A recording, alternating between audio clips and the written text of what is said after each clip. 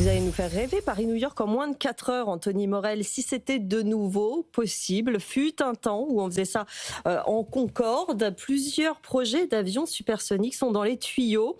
Bon, pas en France. Non, malheureusement, c'est dommage parce que c'était vraiment la gloire technologique et industrielle française. Le Concorde, évidemment. Là, il y a des projets qui sont en train de voir le jour, mais plutôt du côté des États-Unis pour faire renaître cet avion mythique, ou en tout cas son fils ou son petit-fils, on pourrait le dire comme ça. C'est notamment le cas d'une entreprise américaine qui s'appelle Boom Supersonic, j'aime beaucoup le nom, qui est en train de travailler sur un avion depuis quelques années maintenant, qui s'appelle Overture. Et cet avion, alors, quand on le regarde, il ressemble, j'allais dire, comme deux gouttes d'eau au Concorde. En tout cas, on retrouve le fuselage très élancé, le bec pointu. Évidemment, on est plus proche de l'avion de chasse que de l'A380. Alors, j'en parle aujourd'hui parce qu'on a fêté il n'y a pas longtemps les 50 ans du premier vol commercial du Concorde. Et c'est l'occasion de s'intéresser à ses successeurs potentiels. Ce projet, il est très sérieux.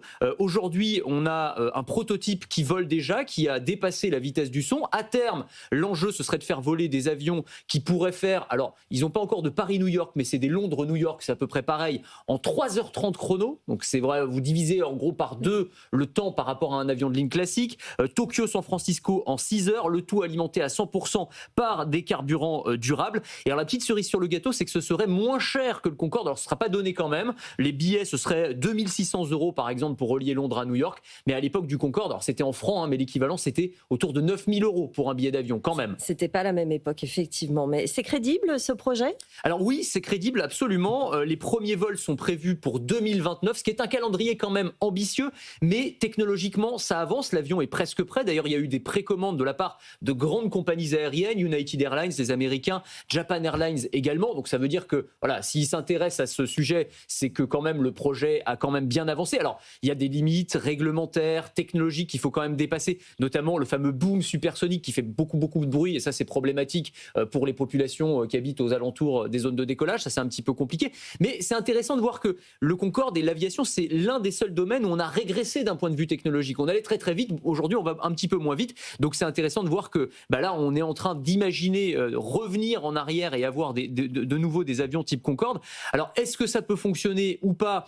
Il y a toujours des détracteurs du projet qui disent mais c'est une start-up, qu'est-ce qu'ils y connaissent? Construire des avions c'est un métier. C'est exactement le même de discours qu'on entendait au début de SpaceX. Oui, il faut plus dire ça des start-up, faut arrêter. C'est exactement ça. Voilà. Les fusées, attendez, c'est pas une start-up qui va construire des fusées. Voilà, SpaceX, juste, ça a l'air la NASA s'en mord les doigts. Exactement. Le discours de la NASA à l'époque, ils s'en mordent un petit peu les doigts. C'est exactement la même chose. Alors, après, il y a la question du modèle économique quand même. Ce qui est intéressant, c'est qu'ils ont plusieurs cordes à leur arc. Là, par exemple, ils sont en train de se diversifier dans l'intelligence artificielle. C'est-à-dire que leur moteur, enfin leur turbine, ils sont en train de la déployer dans des data centers pour l'intelligence artificielle, pour les alimenter en électricité, sans avoir besoin de systèmes de refroidissement hyper complexes. On sait que c'est un des gros enjeux de l'IA, et donc ça leur permet de générer du revenu en attendant de pouvoir développer leur avion. Et ça pourrait aller aussi vers des avions encore plus rapides, éventuellement. Oui, l'étape d'après, si on se projette vraiment dans l'avenir, c'est ce qu'on appelle les avions hypersoniques. Donc là, c'est 5 fois la vitesse du son, ce qui sont vraiment des super Concorde. Si on peut dire, le temps de faire cette chronique, là, on aurait déjà eu le temps de traverser la France, pour vous donner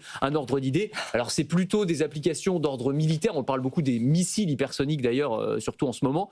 Mais à terme, on pourrait imaginer, pourquoi pas, avoir des avions. Mais alors là, pour le coup, c'est dans quelques décennies. Le temps que réglementairement et technologiquement ça soit prêt, on n'y est pas encore. C'est surtout l'aspect réglementaire, d'après ce que vous dites. C'est très intéressant. Merci beaucoup, Anthony Morel.